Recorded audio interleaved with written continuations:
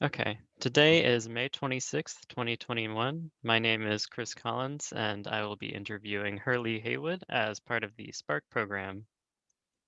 So, my first question is, what was your introduction to motorsports?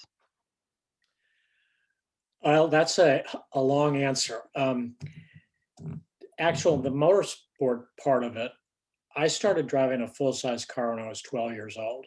We had a farm outside. I was born and raised in Chicago, but we had a couple farms west, and so that gave me the opportunity of exploring the driving part. So I started driving a full-size car. It was actually a Studebaker truck, and I learned all the nuances. I drove on paved roads, gravel roads, no roads, dirt roads, the whole 9 yards. So by the time I was 16, I was a pretty good driver. And I went away to college, and I brought um, a Corvette with me to college. That was probably a mistake from the academic side, but gave me the opportunity of meeting Peter Gregg at a local autocross, and I beat him, and that's what started a friendship that lasted for a long time. And what led you to decide to race professionally? Well, we started together in 1969. We won the 6 hours of walking the Glen, our class, and I was, on top of the world, thinking, "Oh man, this is really great. I'm gonna, get a real break early on in my career." And then I got the dreaded letter from the draft saying the race was in June, and I was on an airplane going to Vietnam in November of that year. So that put a big, crimp in my plan. But when I came back in 1971 and started again with Peter, and Peter, Greg, and myself won the very first IMSA race in VIR. And so that sort of started my career. And I always wanted to be a professional driver. I didn't want to have to pay for my rides. So because of the success I had early on in my career, by winning the 24 hours of Daytona in my third year of racing, 1973, that sort of got my name up in the lights. And then we went on to win Sebring in the same year. And then I transitioned from driving those kinds of cars to driving in the Can-Am in 1973. And that really opened a lot of people's eyes. So the professional part, has always been there, and I've always been paid to drive. So it all kind of worked out. You you spoke about how you sort of met Peter Gregg by beating him. Can you sort of expand on how you began racing together? Well, I had a Corvette, which was a big car in an autocross setting, had 550 horsepower, just a ground pounder. He had his 911 there that he was going to race at Lime Rock, Connecticut the next weekend.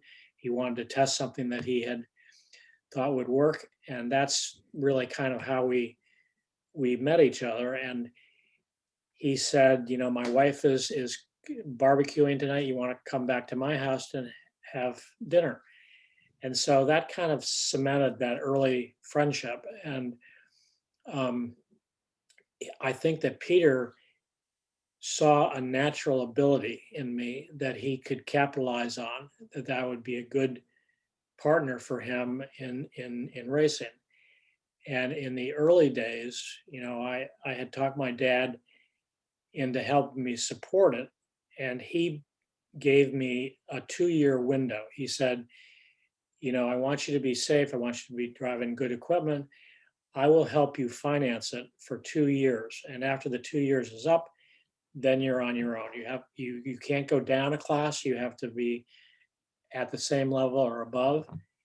And um, it was a miracle that I was able to pull that off and be successful after basically 2 years. and being able to support it on my own. So that in today's world would be almost impossible to do because of the cost of racing.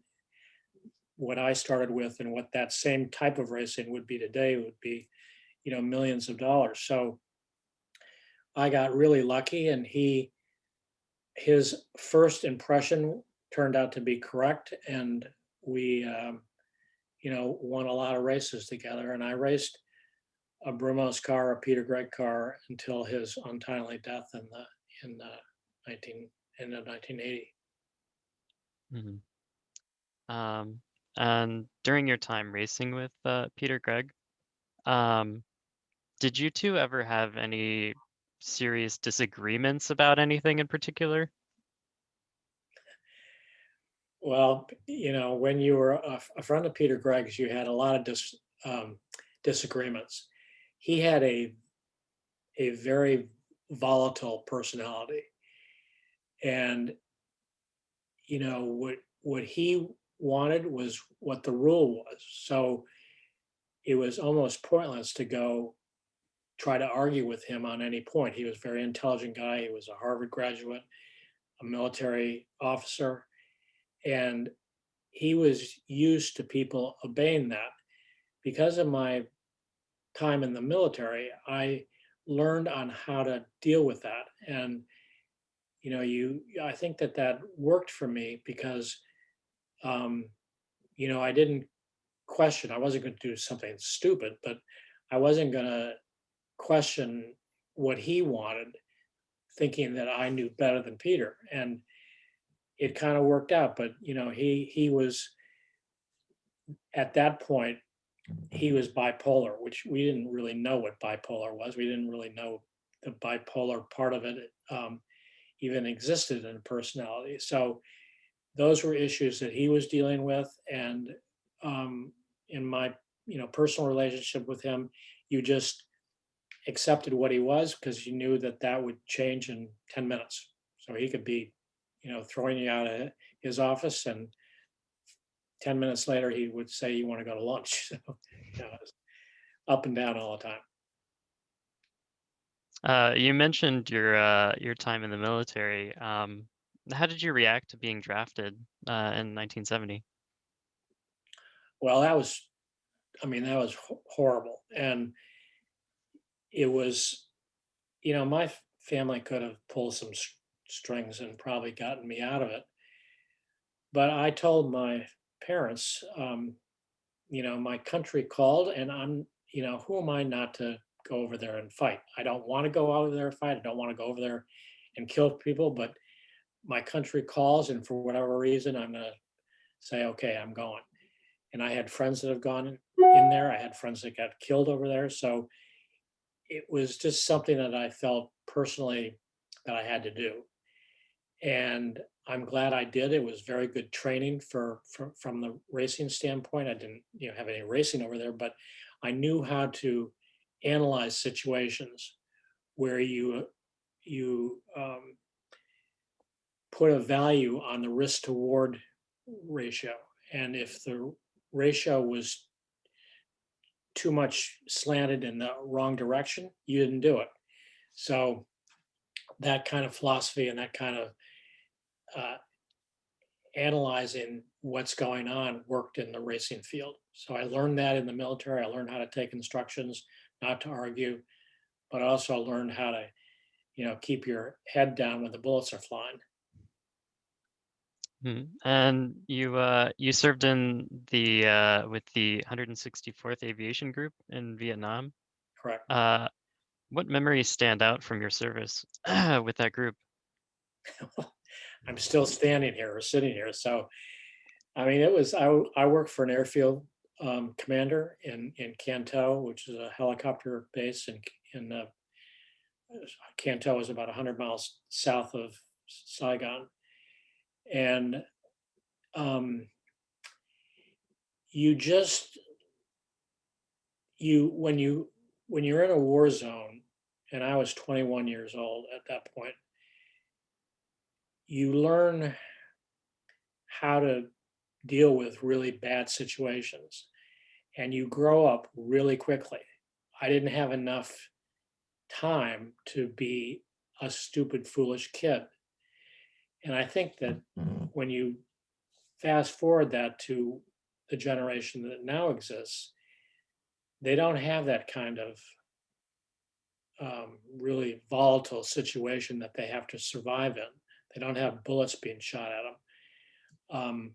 So it's just it was a learning experience, and I'm glad I went through. I wouldn't want to do it again, but I think that it was an area that people were able to grow up in very quickly, and it forged long-term friendships with people. And when you're stuck in a foxhole with bullets flying around you, you tend to grow up in a big hurry. And you sort of touched on this briefly. And after you returned home in 1971, were there any particular skills or lessons from the military that you brought into racing? Well, I think one of the biggest things was the preparation. Peter Gregg had the nickname Peter Perfect, and that Peter Perfect didn't just nobody pulled that out of the air to label him like that, but he really was perfect in his execution of what he was trying to do.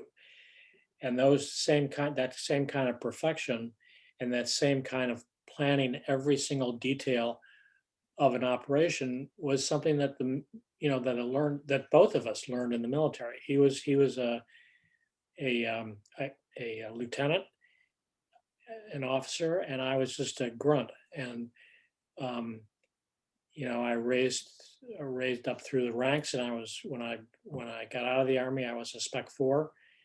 And even though that was relatively a low grade, it was still, I had a lot of um, responsibilities put on my shoulder, and that was good. And those responsibilities were done in Vietnam. As I said, we were a helicopter base, so our office ran all of base operations on the base, and a lot of that was my responsibility for putting together.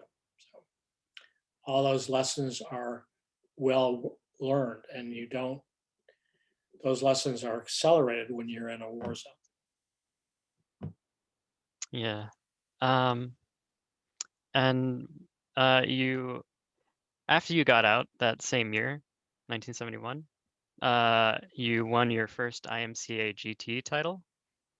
Um, how did you feel about that? What were your feelings on that?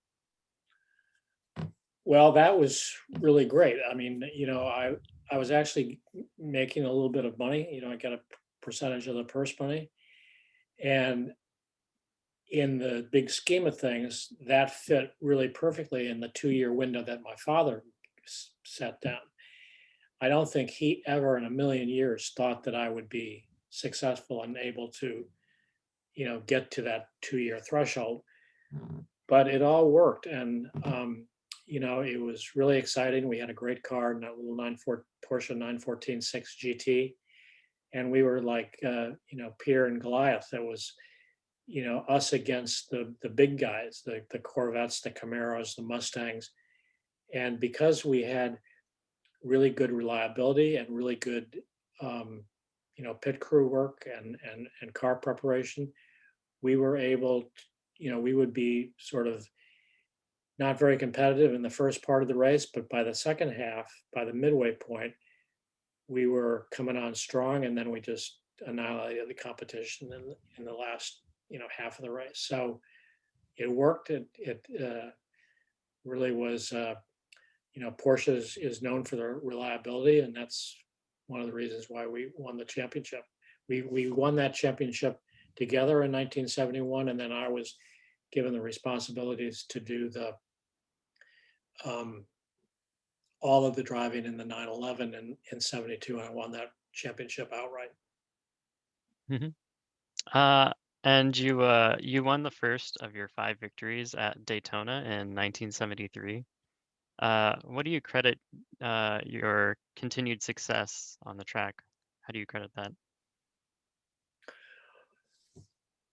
Well, one, I drive for Porsche. So um, having a Porsche underneath you is really one of the keys for a driver to be successful.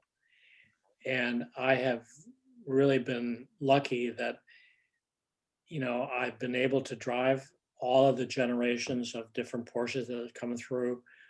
And when you're able to do that, the only time I didn't drive a Porsche was when I broke my leg pretty seriously in 1983, and I simply could not push the clutch down on a Porsche.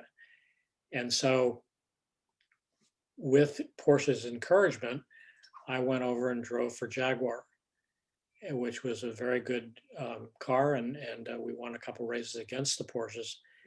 And but it was when I was able to meet Bob Tullius, and it was just a nice association. But I was very glad to get back into a Porsche, and that was um, basically back in 1988. I think is when I started driving with a Porsche. I was still, driving for Bob Tullius, but um, was gradually getting back into the Porsche scene. And in your opinion, what is the main difference between endurance and sprint car racing? Well, that's kind of a twofold question. When I started racing, endurance racing, you had to be really, really careful with the car. You didn't want to, you could have a really good car, it could be really fast, but you really didn't want to show your hand, and you didn't want to take any chances that were going to make damage the car, because you, if you did have a problem, there was enough time and enough strategy that you could catch back up again. So versus a sprint race, which is, a 1 hour race, flat out, no pit stops, just drive as hard as you can and hope the equipment lasts. But with a long distance race, you have a bunch of different elements which all put together will say whether you're going to be successful or not. You have pit stop strategy, how good your pits are to get you in and out of the pits quickly, how good the strategy is to strategize when those conditions happen, like yellow flags come out. Do you pit? Do you stay out? All that kind of stuff is really strategy behind it. And then, being careful with the car. In today's world, the sprint race and the long distance races are almost the same. Even though you're racing for 24 hours, the cars are so strong that you can, just beat them to death and they don't break. And you can take, because the cars are so strong, physically strong, you can bang into people and you're not going to really, do much to the car. And but if you do have a problem, if you do make those mistakes, unlike the old days, you never will catch back up again because there's so many other cars in the field that are just as competitive that trying to make up a lap is almost impossible. So, and when you were preparing for these kinds of races, how did you bring your A game to for any particular race? Well, the prep side of it also has greatly changed. So you had to be in good shape. You had to work out, lift weights, run or bike, and you did that. So your endurance element was strong. You had the endurance. So racing takes two energies. It takes one physical energy, and it takes mental energy. So, and both of them are depleted about the same rate. So as the race goes on, car gets hot, your mental facilities start to be affected by the heat and by the physical effort. So you work on both of those conditions. So you work on the physical and you work on the mental part.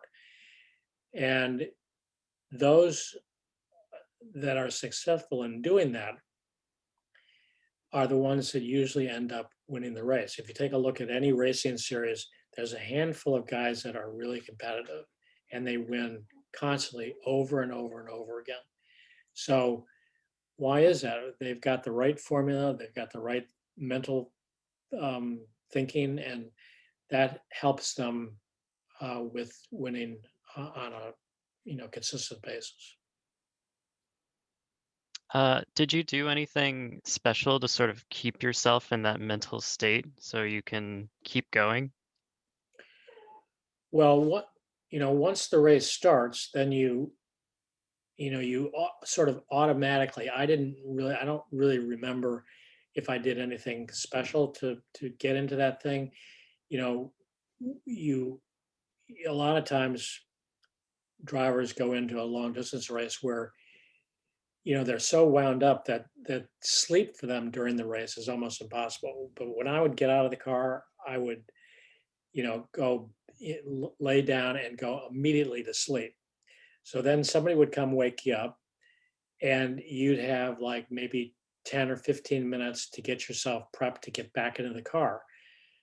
Well, that was relatively easy. There wasn't no formula. But nowadays, you get out, you a doctor checks you over, you go back to your trailer, which is a big glamorous trailer.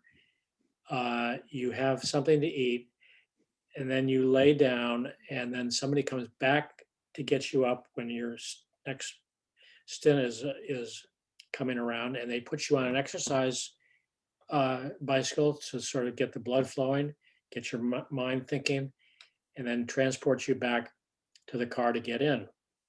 Back in the 70s when I first started, many times we would sleep in the back of the trailer and eat McDonald's hamburgers. So I mean, it's so different when I started versus what they do now. That is like night and day.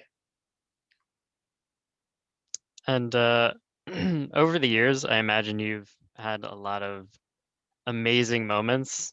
But what would you consider to be your favorite moment over the course of your career and why?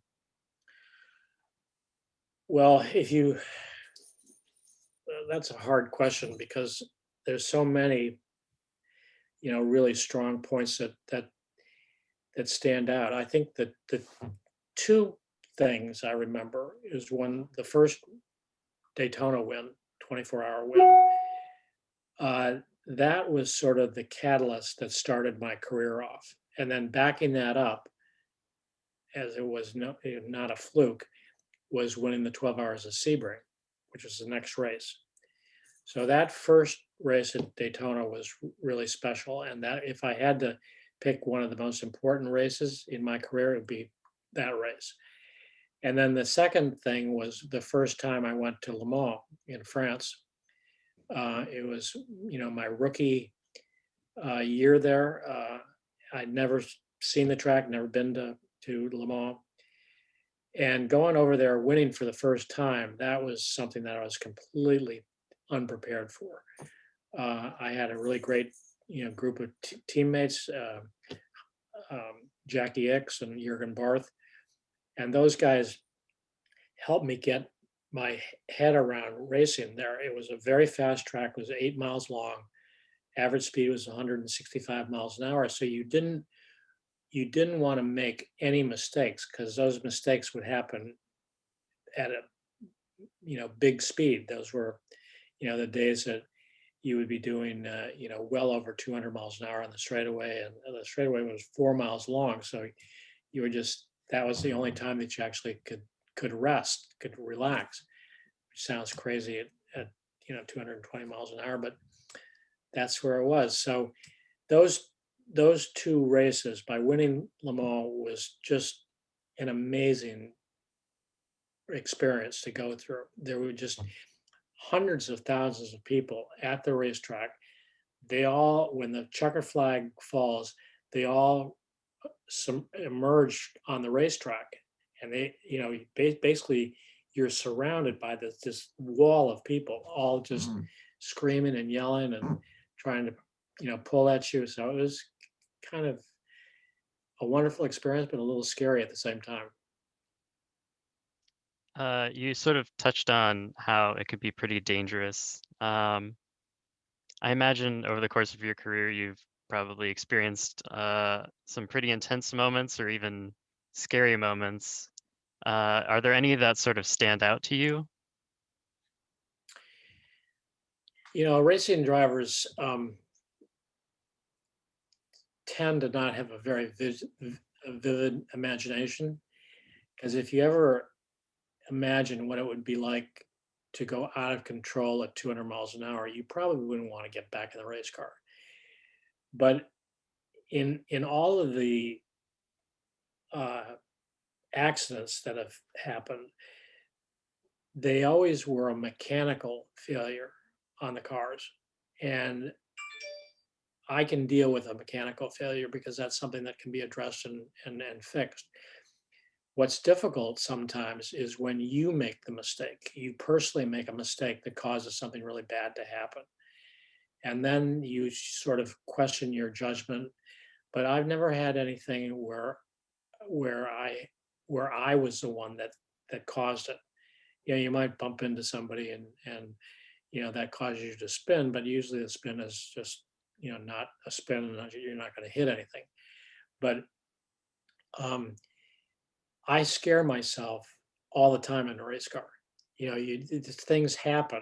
I remember, especially I remember Daytona one year. It really rained hard, and we were driving prototypes, and literally you could not see the nose of your car driving through this rain. When you have cars in front of you, whether they're the faster cars or slow cars, everybody's kicking up a stream of water behind them. So it's basically running 100 and 80 miles an hour in a complete blind situation. You just have to trust the people around you, and the taillights on the car in front of you are working, so you can actually see the lights, a little bit glimmer of the red in the mist. That is terrifying. And um, it's the same thing at Le Mans. You're running at Le Mans, it usually rains at night and the fog sets in. The fog is the worst, and you really, it's like anybody that's driven in a really foggy situation, you almost want to turn your lights off because the lights pick up shadows, and I mean it's really a difficult thing. So those kind of conditions, really hard rain and fog, are the two things that are a nightmare for a driver. And how did you sort of deal with this danger? Well, it's something that we all love doing, um, and if we didn't love it and we didn't, trust the teams that we were driving for, we wouldn't do it. And the danger element, back when I started in the 70s, the cars were very dangerous to drive. Racing drivers were getting killed right and left almost every weekend. And, I lost good friends that way. Mark Donahue was a close friend. And, it was just something that you sort of accept the risk. And, you, for whatever reason, everybody has sort of different reasons why they race and why they accept it. But, you know, for me, it was, I did everything in my power to stay safe, and I know that my crew did everything that they could to make the car safe. But things happen, and you just pray to God that you're not going to get killed. And every time I would leave the house for a racing weekend, I would always think, maybe this is the last time I'm gonna, walk out the front door. But, once you get to the racetrack and once you get into your car and put your helmet on, all that goes out the window. You don't think about it. And what would you consider to be your greatest achievement? I'm still here.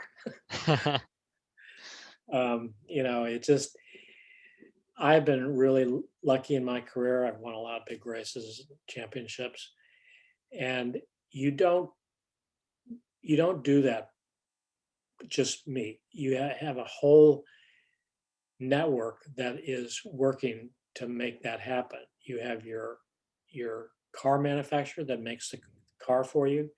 You have your team that maintains the car for you, and you have co-drivers that drive with you, and especially in these long distance races. And all of those three elements have worked really well for me. I've had Porsche behind me for my whole entire career.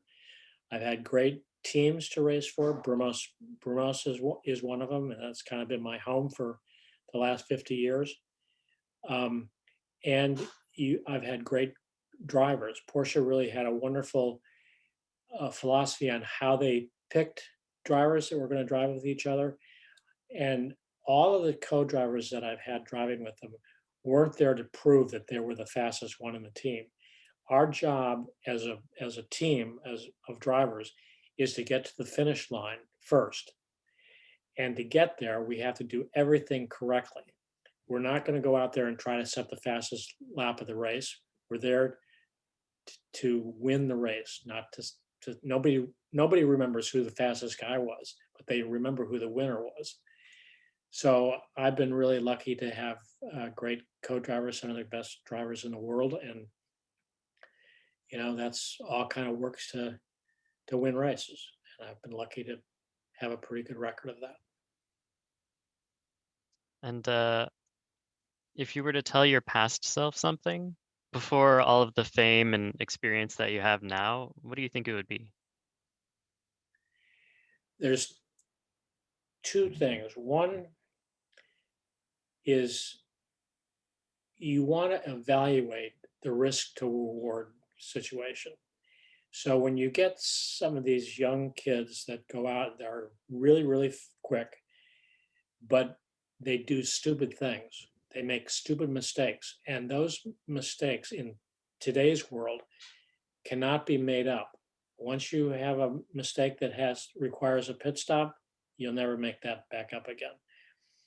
So that's one.